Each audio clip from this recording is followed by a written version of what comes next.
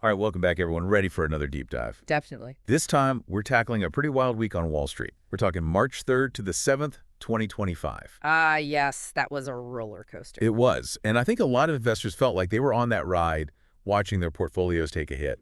Dow, S&P 500, even the Nasdaq all took a pretty big dip.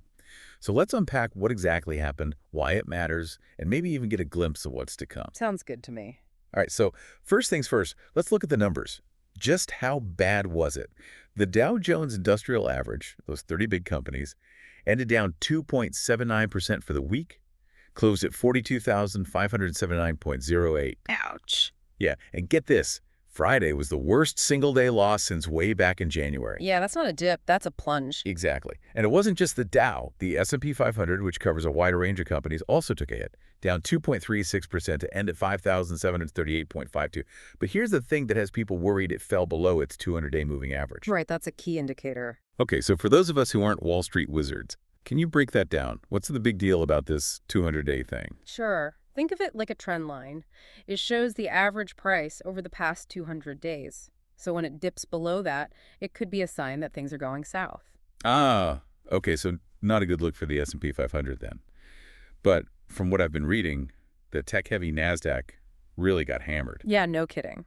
The Nasdaq plummeted 3.85%, closing at 18,069.26 for the week.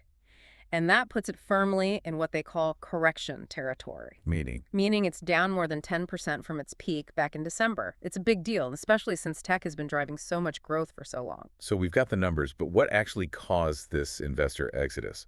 It feels like there was a whole bunch of stuff happening all at once, starting with those tariffs that finally went into effect. Can you refresh our memory on what those were all about? Sure thing. So President Trump's tariffs on imports from Canada and Mexico, both at 25%, and those doubled tariffs on Chinese goods, they all went live on March 4th. And a lot of folks were hoping for another delay, but it didn't happen. So no last-minute reprieve, which just ramped up the uncertainty. And I think investors are worried about a domino effect, right? Like higher costs for businesses, other countries hitting back with their own tariffs, and maybe even a full-blown trade war. Exactly. Those tariffs are hitting some pretty important industries hard, like tech and automotive. Both of them rely on these complex global supply chains. Disrupt that, and you get higher costs, less profit, and everyone starts to panic. And then, as if those tariffs weren't enough, a bunch of economic reports came out that, let's just say, weren't exactly inspiring confidence. Yeah. Manufacturing activity down, construction spending down. Even the jobs report seemed a bit shaky. Yeah, that all definitely fueled the anxieties about an economic slowdown. The jobs report, well, it did show an increase of 175,000 jobs, but that was less than the 200,000 that was predicted, and then the unemployment rate went up a little to 4.2%. Not a good sign. So all this talk of a slowdown, and we're still wrestling with inflation, which makes the Federal Reserve's next move on interest rates a bit of a cliffhanger. What's the general feeling? Will they raise rates to fight inflation or hit the pause button to avoid stifling growth? It's a tough call, and that uncertainty is really making investors nervous, especially those holding growth stocks. Growth stocks, particularly in tech, they're sensitive to interest rate changes. Higher rates mean companies have to borrow money at higher costs, profits take a hit, and suddenly those stocks aren't so attractive. Right, makes sense. So we've got tariffs causing chaos, a potential slowdown looming, and the Fed playing this high-stakes game with interest rates. No wonder the tech sector took such a beating. Yeah. But it wasn't just the general economic worries, was it? There were some things happening specifically in tech too, right? Absolutely. One of the biggest stories was about Nvidia's AI chips. Somehow they're ending up in China, despite all those export controls we talked about. And that caused a sell-off in semiconductor stocks and raised some serious concerns about how effective those U.S. technology restrictions really are. And it feels like it goes beyond just Nvidia. I'm sensing a vibe that maybe the whole AI-driven growth narrative, the one that's been pushing tech for so long, is starting to lose its shine. Am I on the right track there?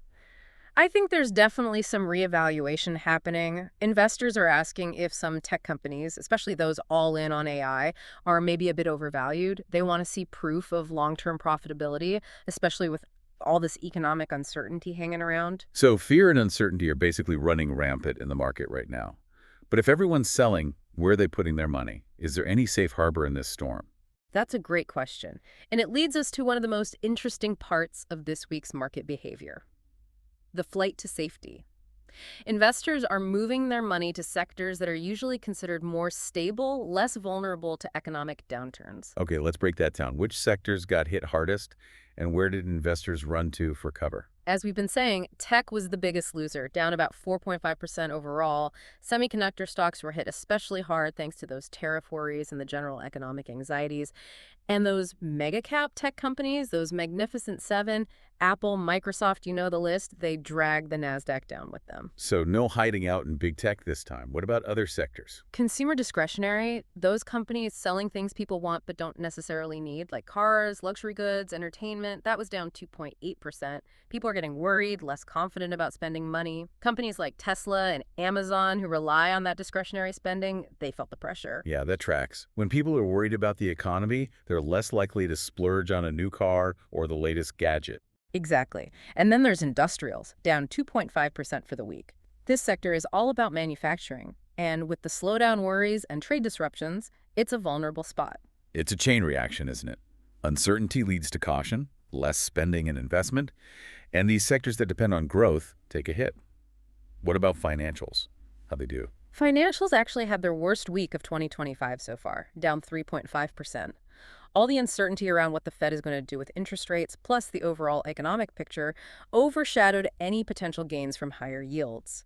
Banks, especially those tied to consumer lending and mortgages, took a hit as investors worried about people defaulting on loans and less lending activity overall. Okay, so if everything's going down, where are investors finding refuge? Any glimmer of hope out there? This is where those defensive sectors come in. Utilities and consumer staples, things people always need, held up pretty well, only down 0.5% each. The classic stock up on toilet paper and electricity strategy. But seriously, why do these sectors tend to do well when everything else is going crazy? It's all about stability and predictability.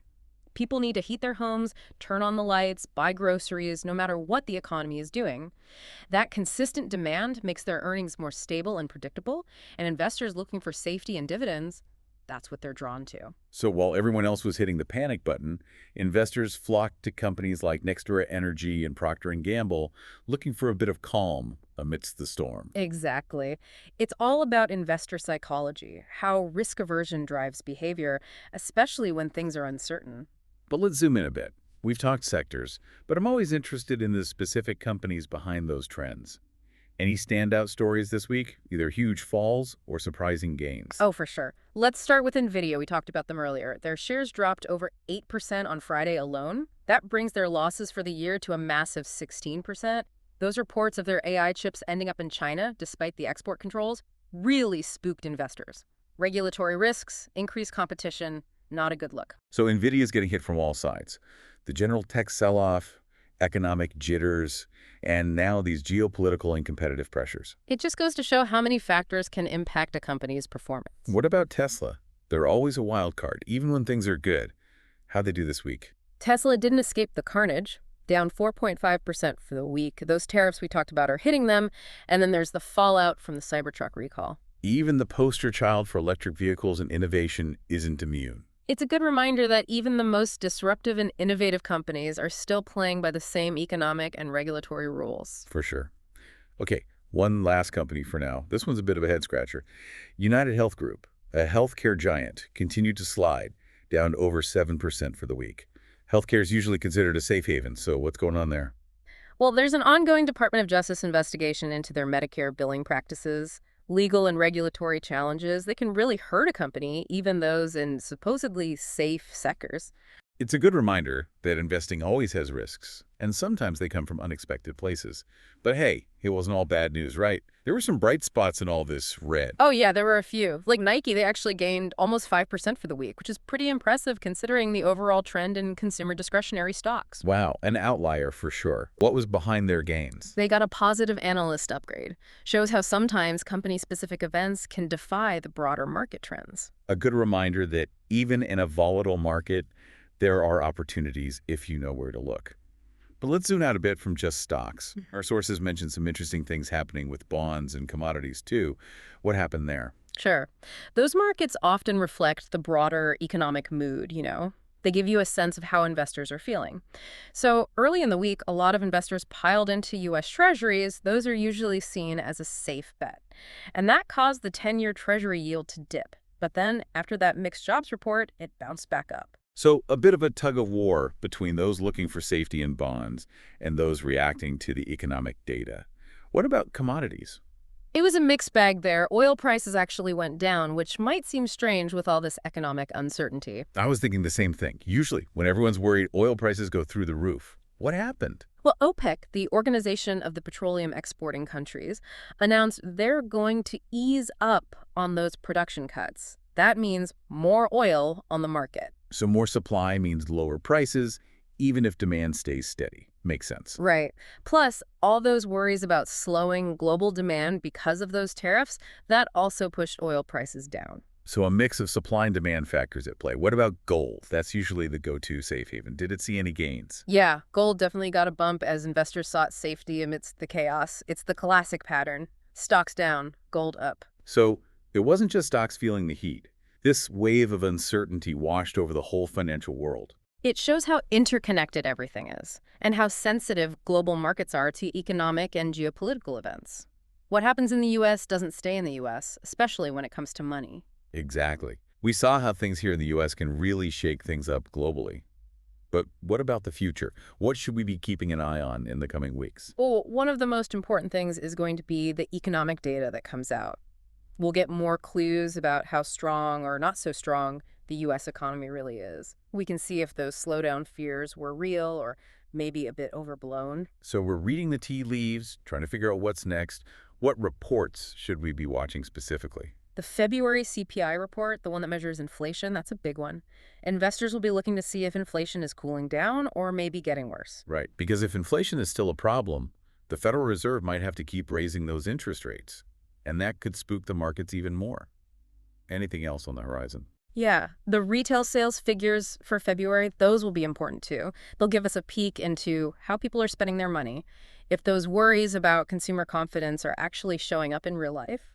So strong sales, maybe that eases some worries. Weak sales, that could be a sign of trouble. Exactly. Okay, so inflation and spending, those are key.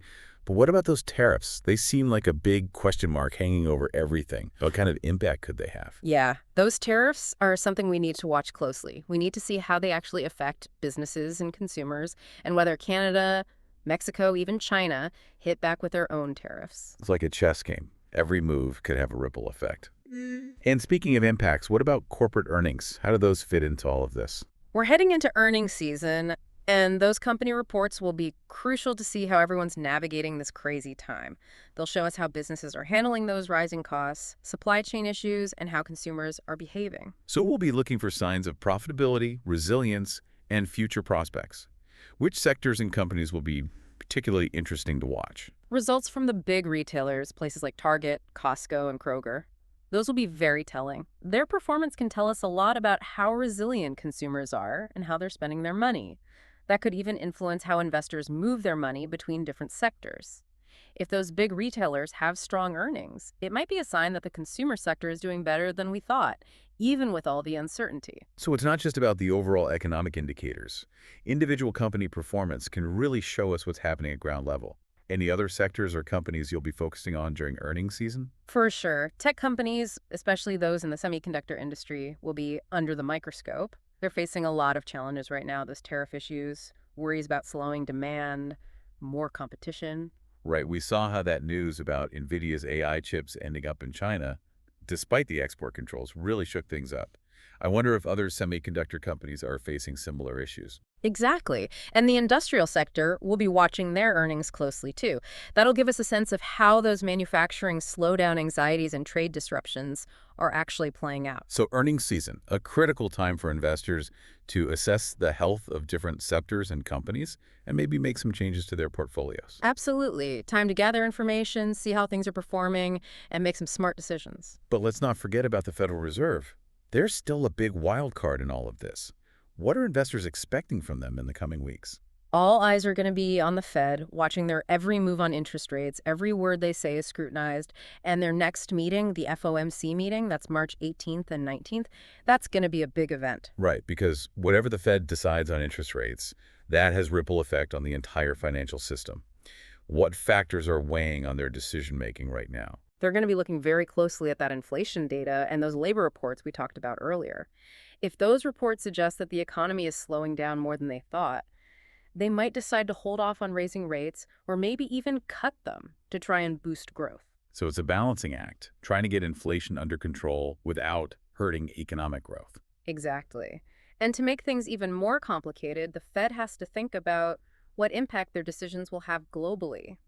Higher interest rates here in the US can make the dollar stronger, and that can make American goods more expensive overseas, hurting our companies that sell products abroad. So it's not just about what's happening here at home. They're thinking about the whole global economic picture. That's right. And with all this uncertainty, it's really hard to say what the Fed will do next. Investors will be hanging on every word from the Fed and every economic report, trying to guess what's coming. It's enough to make your head spin.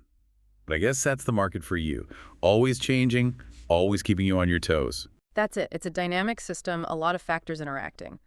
But by understanding those factors, staying informed, and really thinking things through, investors can weather these storms and make good decisions that align with their goals and how much risk they're comfortable with. Well said. We've covered a lot in this deep dive. From those initial shocks that sent the market reeling to a deeper understanding of what's driving everything, we talked about economic worries, the impact of those tariffs, the tech sector correction, those global ripple effects, and the Fed's crucial role in shaping the economic landscape. And as we've seen, there's still a lot of uncertainty out there. Economic reports, company earnings, the Fed's decisions, all of that will play a big part in where the market goes in the coming weeks and months. Absolutely. It's a complex story, and it's still unfolding. Staying informed is key. Thanks to you, our listeners, for joining us on this deep dive. Remember, knowledge is power. By staying informed and engaged, we can all play a part in building a better future. Until next time, keep those brains buzzing.